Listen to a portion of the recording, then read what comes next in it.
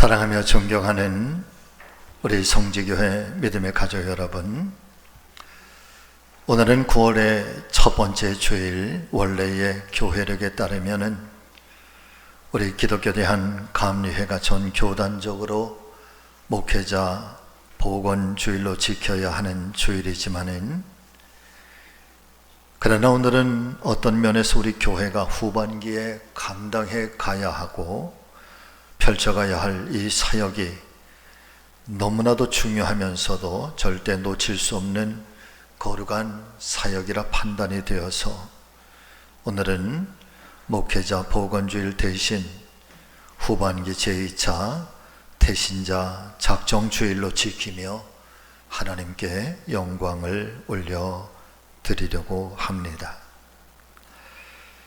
언제나 말씀을 드리는 바이지만은 저와 여러분들께서 신앙생활을 하시면서 나는 누구인가? 나는 무엇 때문에 세상에 왔는가? 보냄을 받았는가? 라고 하는 자신의 정체성을 분명하게 깨닫고 있는 것은 너무나도 중요한 일입니다. 엄청난 부와 명예와 권세를 소유하고 있음에도 불구하고 불행을 느끼며 살아가는 사람이 있다면 그 이유는 바로 자기 자신의 정체성이 분명하지 않기 때문인 것입니다. 웨스트민스터 사원에 세워진 요한 웨슬리 목사님의 기념비에 이런 글이 새겨져 있다고 한 번 말씀을 드린 적이 있습니다. 다시 한번 상기해 드리면, 세상에서 가장 좋은 것은 하나님께서 우리와 함께 하신다는 것이다. 여러분, 세상에 좋은 것이 얼마나 많습니까? 그런데 요한 웨슬리 목사님은 자신의 정체성과 하나님과의 관계에 있어서 세상의 금은 보화와 명예와 아무리 세상에 큰 권력이라고 할지라도 그것보다 정말 좋은 것은 나의 하나님이 언제나 나와 함께 하시고 계신다라고 하는 것. 그래서 그것 때문에 행복해했고 그것 때문에 사명의 삶을 살아갈 수 있었다라고 하는 것이죠. 웨슬리의 고백은 믿음의 삶을 살아가면서 자신의 정체성이 무엇인지 흔들리는 사람들에게 많은 깨달음을 주고 있습니다. 여러 가지 표현이 있을 수 있지만 그 중에서도 우리는 하나님과의 관계 속에서 두 가지의 정체성만큼은 꼭 알고 있어야 할 것입니다. 첫 번째는 나는 부르심을 받은 사람입니다. 그리고 두 번째는 나는 보내심을 받은 사람입니다. 무엇보다도 사랑하는 성도 여러분들이요, 저와 여러분들께서는 하나님께로 선택받은 아주 특별한 사람들이라는 사실을 늘 기억하며 살아가기를 예수님의 이름으로 축원을 드립니다. 이사야 43장 1절 하반절의 말씀을 보면은 너를 지은 이시가 말씀하신다. 두려워하지 말아라. 내가 너를 구속하였다. 그리고 내가 너를 지명하여 불렀나니 너는 내 것이다. 그래서 때로는 내가 물 가운데를 지날 때도 있고 활활 타오르는 인생에 그런 불 속을 지나가는 때도 있겠지만, 그러나 그런 상황 속에서라도 물이 너를 침몰하지 못하도록, 그리고 결코 불꽃이 너를 사르지도 못하도록 내가 지켜주실 것이고 보호해 주실 것이다. 그 이유는 내가 너의 하나님이 되기 때문이다. 말씀해 주시고 있는 것을, 약속해 주시고 있는 것을 발견을 하게 됩니다. 그렇다면 왜 하나님께서는 저와 여러분들을 그렇게나 사랑해 주시고 또 존귀하게 불러주시고 있는 걸까? 그 이유가 도대체 무엇일까?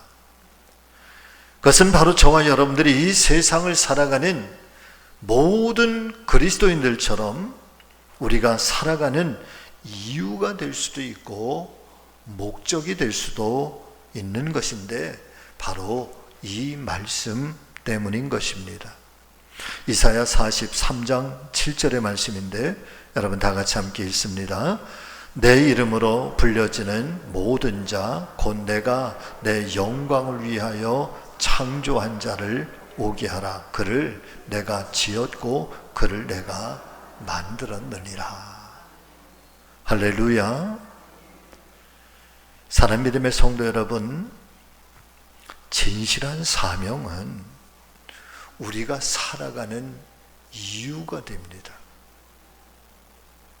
왜 내가 이 땅에 존재해야 되는지, 왜 하나님이 나를 부르셨는지, 그리고 하나님 나를 어디로 보내시는지, 그래서 이 진실한 사명이라고 하는 것은 내가 이 땅의 삶을 살아가는 삶의 이유가 되기도 하고 그 사명이 있기 때문에 우리의 인생의 방향이 바르게 설정이 됩니다. 뿐만 아니라 사명을 통해서 우리의 열정이 꺾여지지 아니하는 열정을 가진 사람으로 살아갈 수 있도록 이 사명은 우리에게 뜨거움을 계속해서 공급해 줍니다. 그래서 많은 사람들이 사명의 짐이 무겁다, 내려놓고 싶다, 심지어는 도망가고 싶다, 피하고 싶다 말하지만, 그러나 엄밀한 의미에서 말씀을 드리면 사명은 내가 지고 가는 것이 아니라 사명이 나를 지고 가는 것입니다.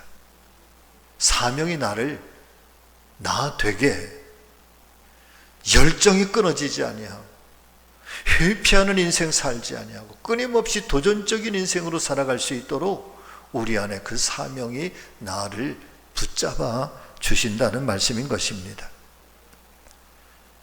특별히 그 사명 중에 사명은 과연 뭘까? 오늘 주님께서 말씀을 통해서 우리에게 들려주시고 있는 것처럼 내가 내 영광을 위하여 창조한 자를 내게 오게 하라. 그는 내가 지었고 그를 내가 만들었느니라 말씀해 주시는 것처럼 한 사람의 영혼을 구원해서 천국 백성으로 삼고 하나님의 자녀되게 만드는 이 일이야말로 복음을 전하고 영혼을 구령하는 이 사명이야말로 가장 큰 사명이라는 사실을 여러분이 모두가 다시 한번 깨닫게 되시기를 축복합니다. 그런 의미에서 여러분 오늘 누가복음 19장의 말씀을 통해서 같이 하실까요? 반드시 잃어버린 태신자를 내가 찾아야 합니다. 우리가 찾아야 합니다. 아멘. 말씀의 제목으로 함께 은혜 받는 시간이 되시기를 바라며 아무쪼록 우리 안에 이 큰 은혜가 또한 저와 여러분들의 일상의 삶을 다스릴 수 있는 귀한 말씀 되기를 다시 한번 예수 그리스도의 이름으로 축원을 드립니다. 자, 그렇다면 첫 번째 태신자 작정 하는데 태신자 작정이란 무엇입니까? 여러분, 하나님께서는 이 성경적인 말씀을 통해서 교회와 성도들이 주님 다시 오시는 날까지 반드시 들어야 할 아주 거룩한 명령, 우린 이것을 가리켜서 위대한 명령이라, 위대한 말씀. 그런데 이 두 가지가 있는데 첫 번째 명령은 세상을 향한 문화적 사명입니다. 창세기 1장 28절의 말씀을 보면은 생육하고 번성하여 땅에 충만하라, 땅을 정복하라, 모든 생물을 다스리라. 많은 사람들이 이 말씀에 대해서 참 오해하고 있는데 사실은 하나님께서 이 말씀을 마지막 인간을 창조하시고 나서 인간에게 이와 같이 하라 명령하시는 것은 하나님께서 창조하신 세계가 아름답다고 하셨잖아요. 하나님께서 창조하신 이 세계의 모든 만물들이 하나님 보시기에 정말 보시기에 좋았더라 말씀하셨잖아요. 그리고 인간을 만드시면서 정말 보시기에 좋았더라, 가장 좋았더라 하시면서 이 하나님께서 창조하신 이 세계의 이 아름다운 모든 것들을 어느 것 하나도 예외 없이 너희가 더 아름답게 가꾸고 하나님의 기쁨이 될 수 있도록 온 세상에 충만하고 온 세상에 번성하면서 이 땅을 하나님 뜻에 맞게 잘 다스려라, 이 주권적인 의무와 책임으로 이 말씀을 주셨다는 사실을 깨닫게 되시기를 바랍니다. 그런데 정복하라고 했으니까, 충만하라고 했으니까, 번성하라고 했으니까, 그래서 이 땅을 우리가 함부로 해도 되고 세상을 함부로 해도 된다는 얘기가 아닌 거죠. 그렇게 인류의 역사는 수천 년 동안 나라가 바뀌고 민족이 바뀌고 문화와 문명이 바뀌고 끊임없는 새로운 문화들이 생겨나고, 그러면서 세상은 여러분 변질되기 시작하고 변화되기 시작합니다. 그런 속에서도 하나님께서 우리에게 주신 말씀은 이 세상은 하나님이 창조하신 세계, 하나님 기뻐하시는 세계니까 교회와 성도들이 어떤 문화적 사명을 통하여서 세상을 계속해서 아름답게 변화시키라는 거야. 이게 잘못된 길로 가면 그것을 고쳐서라도 하나님 편으로 돌아서게 하고, 하나님 기뻐하는 일들이 기뻐하지 않는 일들이 세상에 만연하면 여러분 그런 속에서도 하나님 기뻐하시는 일들이 무엇인지 교회가 보여줘야 하고, 성도들이 보여주어서라도 성도로서의, 교회로서의 책임적인 존재로서의 사명을 주도적으로 감당해야 할 것을 여러분 세상을 향한 문화적 사명으로 우리에게 주신 줄로 믿습니다. 두 번째 명령은 모든 열방 민족들을 제자 삼으라고 하는 복음적인 사명입니다. 예수님께서 유언처럼 마지막 남겨주신 말씀, 너희는 가서 모든 족속으로 제자를 삼으라.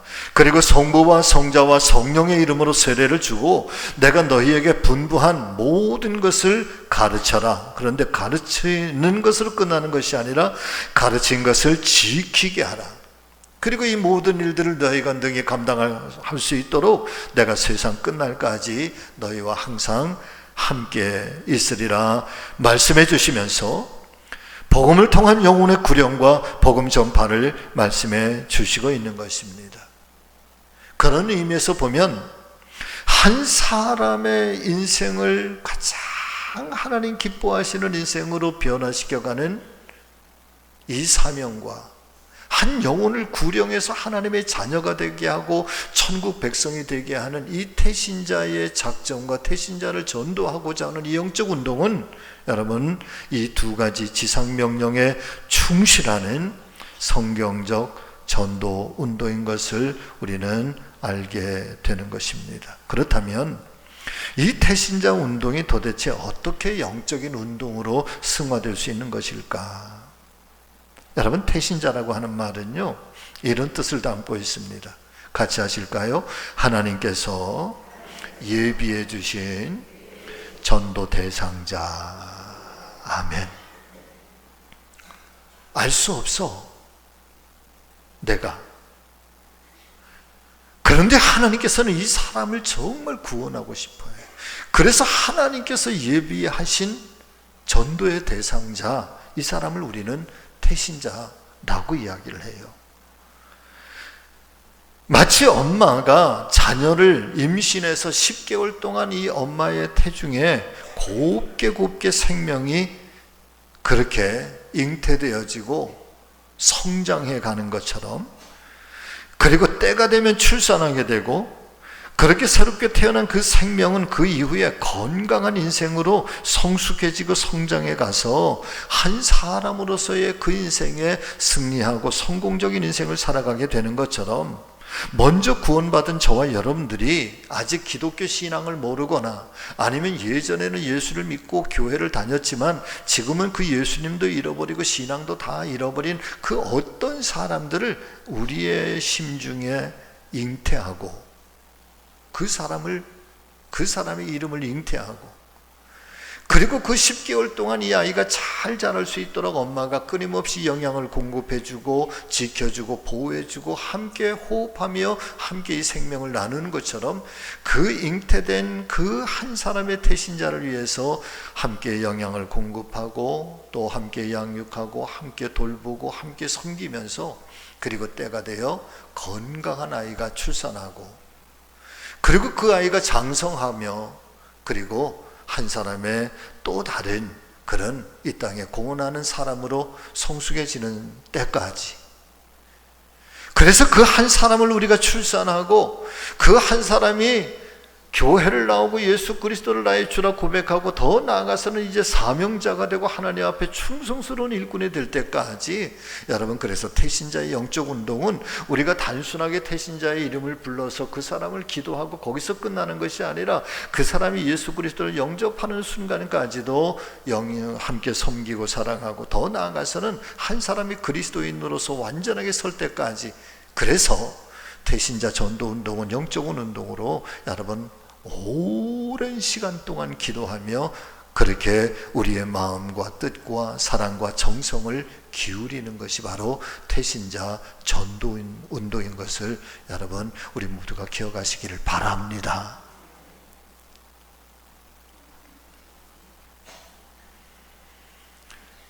그러면 태신자 전도운동은 어떻게 시작하고 어떻게 열매를 맺을 수 있을까? 여러분, 태신자 전도운동은요, 생명의 법칙을 따르고 있습니다. 같이 하십니다. 임신, 출산, 양육.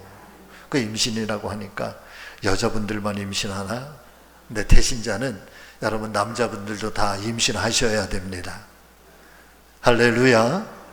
같이 하십니다. 나도 임신할 수 있습니다. 그래서 생명의 자연적인 법칙 운동에 임신을 하고 잉태를 하고 그리고 출산을 하고 그리고 잘 성장할 수 있도록 양육의 과정을 거치는 것이죠.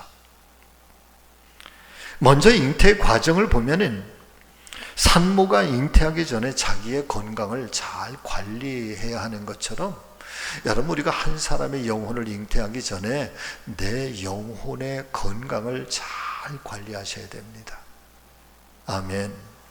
내가 말씀으로 먼저 충만하고 하나님의 거룩한 성령의 사람이 되고, 그리고 내 안에 한 사람의 영혼을 내가 잉태하면 엄마가 마치 아이를 위해서 때로는 내가 좋아하는 것도 절제하고 끊어내고, 또 아이를 위해서는 내가 먹기 싫은 것도 그렇게 먹어서 아이에게 영양을 공급하고, 그리고 숨결을 늘 공급해 주는 것처럼 내 안에 품은 그 사람을 위해서 여러분 내가 때로는 절제할 것도 있고, 내가 하기 싫어도 해야 될 것도 있고, 그리고 나서 출산한 이후에는 여러분 그 아이가 잘 자랄 수 있도록 온갖 사랑을 다 그렇게 기울이는 것처럼, 그렇게 한 사람 한 영혼을 위해서 여러분 우리가 기도하며 사랑으로 섬기며 관심을 가지고, 특별히 그 한 사람의 영혼이 하나님 앞에 바로 설 수 있도록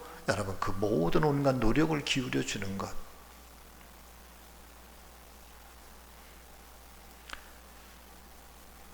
그러므로 사랑하는 우리 성지가족 여러분, 오늘 아침에 내가 태신자를 꼭 작정하고 내 안에 태신자들 꼭 잉태하시는 이런 기쁨이 함께 하시기를 예수님의 이름으로 축원합니다.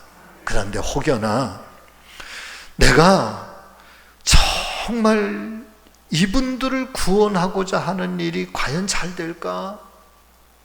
불가능할 것 같은 사람, 때로는 부질없는 일처럼 내 스스로 자신도 없고 과연 잘 될까, 그런 의심을 가진 분들도 계시리라 생각이 됩니다. 그러나 여러분, 우리가 정말 기억해야 될 것이 있다고 한다면 하나님의 생각과 내 생각은 정말 다르다는 것입니다. 믿으시면 아멘. 그래서 고린도전서 1장 21절의 말씀을 보면은 하나님께서는 이 세상이 하나님의 지혜를 알지 못한데, 하나님의 품으신 하나님의 그 거대하고 원대한 하나님의 마음을 인간의 이 아주 조그마한 이 지혜로는 그 하나님의 지혜를 알지 못해서 하나님께서는 전도에 미련한 것으로 믿는 자들을 구원하시는 걸 그걸 기뻐하셨다. 여러분, 전도가 미련하다고 하는 것은 하나님도 알고 계신 거예요. 이것이 얼마나 미련한 방법인지, 이것이 너희가 생각하는 것처럼 얼마나 힘들고 어려운 일인지 하나님도 알고 계신다는 거예요. 그런데 하나님께서는 이 전도에 미련한 것을 알고 계시지만, 그런데 하나님께서 택하신 방법은 이 미련한 것을 통해서 하나님께서는 영혼을 구령하고 저와 여러분들이 이 사명을 감당하는 일을 하나님께서는 굳이 이 일을 통해서 기뻐하시고 계신다는 거예요.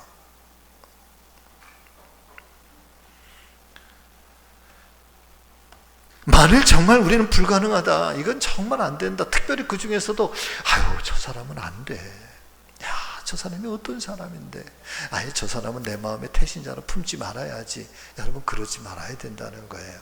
자, 오늘 저는 이 삭개오에 관한 말씀으로 오늘 증거를 하려고 하는데, 여러분, 오늘 이 삭개오에 관한 말씀은 너무나도 잘 알고 계신 말씀이어서 이 내용의 개략적인 내용들은 따로 말씀을 드리지 않겠습니다. 그러나 다만 예수님께서 그 당대의 삭개오라고 하는 사람, 같은 동족에게 손가락질을 받는 사람, 여러분, 삭개오가 과연 어떤 사람일까? 저는 이 삭개오를 잔인한 사람이라고 생각을 해요. 잔혹한 사람이라고 생각을 해요. 인정머리가 하나도 없는 사람, 자기중심적인 사람, 그래서 자기가 부유한 자가 되고, 그리고 착복하기 위해서는 로마에는 충성을 하고 자기 동족들조차도 철저하게 외면하면서 살았던 사람, 그래서 그 여리고에 사는 동족들조차도 삭개오라고 하는 사람을 외면하고 저 사람은 정말 못된 사람, 정말 나쁜 사람이라고 그렇게 아예 그렇게 딸을 시켰던 바로 그 사람이 삭개오인 거예요. 그 사람이 살아왔던 삶의 방식이 그래요. 그러지 않으면 그 시대에 부유한 자가 될 수가 없었던 거예요. 세리장이 될 수가 없었던 거예요. 그런데 그런 삭개오에 대해서 예수님께서 뭐라고 말씀하시는가 하면, 삭개오를 부르셔. 그리고 그 집에 거하시고 함께 식사를 나누시고, 심지어는 9절과 10절의 말씀을 보면 예수님께서 이렇게 말씀하셔요. 예수께서 이르시되 오늘 구원이 이 집에 이르렀으니 이 사람도 아브라함의 자손이다. 인자에 온 것은 잃어버린 자를 찾아 구원하려 함이니라. 자, 예수님께서 이렇게 말씀하셨다고 한다면은, 그러면 이 삭개오에 관한 말씀은 예수님의 안목, 예수님의 관점에서 삭개오의 말씀을 살펴보면은 특별한 내용이 이곳에 담겨 있는 거예요. 어쩌면 삭개오에 관한 이야기는 성경은 이 이야기를 하고 싶은지도 모르지. 자, 그 말씀은 바로 이 말씀이에요. 삭개오에게서 나타나고 있는 하나의 특별한 현상인 거예요. 2절과 4절에, 2절에서 4절의 말씀인데, 여러분 천천히 이 말씀을 한번 읽어보십니다. 삭개오라 이름하는 자가 있으니 세리장이다. 또한 부자다. 그가 예수께서 어떤 사람인가 하여 보고자 하되 키가 작고 사람이 많아 할 수 없어 앞으로 달려가서 보기 위하여 돌무화과 나무에 올라가니 이는 예수께서 그리로 지나가시게 되미러라. 사랑 믿음의 성도 여러분, 혹시 여러분 이 말씀 2절부터 4절의 말씀에서 여러분 어떤 다른 생각이, 말씀에 대한 다른 음성이 들려오지 않습니까? 저는 말씀을 준비하면서 이 말씀에 이렇게 상고할 때 아주 소름이 호싹 끼칠 만큼 정말 깨닫지 못했던 하나님의 은혜가 임하는데, 여러분 그것은 바로 이런 거예요. 설마 삭개오가 이거예요. 아니, 다른 사람이면 몰라. 그런데 삭개오가, 설마 삭개오가 어떤 사람인데, 그 잔혹한 사람이, 그렇게 몰인정한 사람이, 그렇게 이기적인 사람이, 자기밖에 모르는 이 사람이, 아니 이 사람이 예수님에 대해서 궁금했다고? 예수님을 보고 싶어 했다고? 예수님을 만나고 싶어 했다고?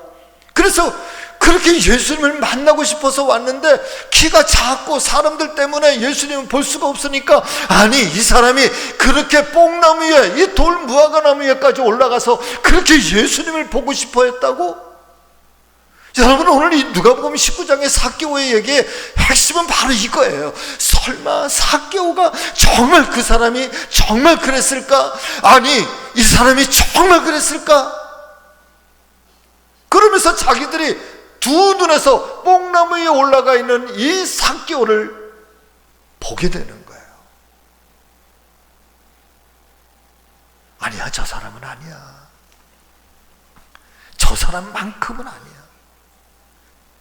저 사람이 어떻게 예수님을 만나고 싶어해? 저 사람은 예수님과는 전혀 상관없는 사람. 아니야, 저 사람은 심지어, 아니야, 저 사람은 절대 구원받으면 안 돼. 다른 사람이면 몰라도. 그런데요, 오늘 성경은 그런 삭개오를 예수님이 내가 너의 집에 거하자, 할렐루야, 피 한 방울 나오지 않을 것 같았던 삭개오가 예수님 말씀을 듣고 은혜를 받으니까 그에게 깊은 곳에 회심이 일어나요.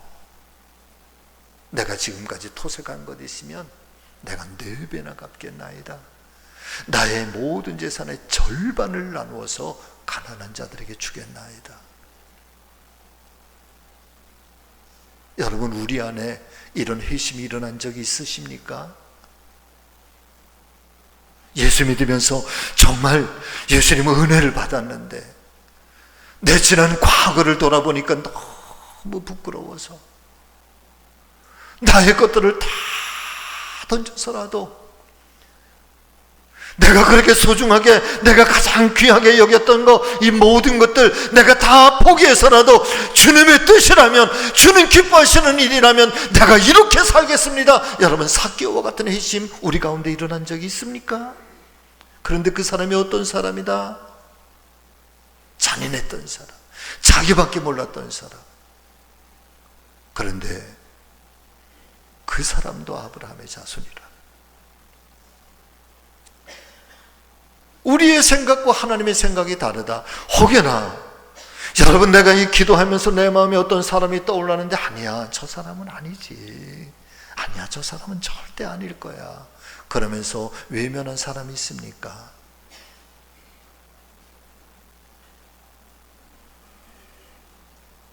여러분, 하나님 안에 변화되지 못할 사람은 없습니다.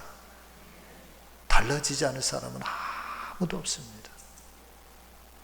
내가 먼저 판단하고 내가 먼저 의심하지 말고 전혀 불가능할 것 같았던 사람에게도 하나님의 역사는 능히 일어나고도 남을 일인 것을 믿고, 그런 사람들까지도 내 마음에 태신자를 품고 잉태하시는 저와 여러분들이 되시기를 바랍니다.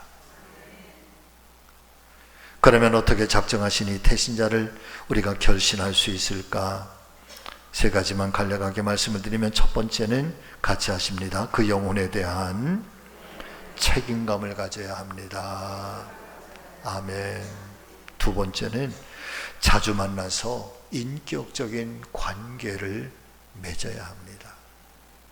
그리고 3번째는 유종의 미를 아름답게 맺어야 하는데, 내 태신자가 출산되지 않았다고 성급하게 실망하고 낙담해서는 안 됩니다. 아까도 말씀을 드렸지만 태신자를 품고 그 태신자가 하나님의 사람으로 결신하고 그리고 성장할 때까지는 여러분, 어쩌면 내 평생 걸려야 될 일일지도 몰라. 절대 포기하지 마라. 지난 1차 때 작정했는데 안 됐다고 포기하지 말고 또 2차 작정 때 또 그 이름 또 올려. 3차 때 또 올려. 4차 때 또 올려. 그것이 10년, 20년이 되더라도 계속해서 하나님 앞에 의탁드리고 문을 사랑으로 두드리는 저와 여러분 모두가 되실 수 있기를 예수님의 이름으로 축복합니다. 말씀을 마치겠습니다. 여러분, 오늘 아침에 여러분들의 태신자는 누구입니까? 기도하시면서 내 마음 깊은 곳에 잉태하고 열매를 맺는 그 순간까지도 여러분 그 영혼을 정말 아낌없이 사랑할 수 있는 긍휼이 저와 여러분들 가운데 있기를 바랍니다. 그리고 하나님께 의탁드리고 이 이름을 하나님 기억해 주시고 때로는 하나님 강권적으로라도 역사해 달라고. 그리고 그 한 사람 한 사람들이 여러분 결신해서 우리 교회가 큰 부흥을 이루어서 이 땅에 하나님의 거룩한 사명을 감당하는 성지교회 될 수 있도록 이것이 또한 출발점이 되기를 바라고 우리 교회 부흥의 도화선이 될 수 있기를 소망합니다. 아멘. 기도하겠습니다.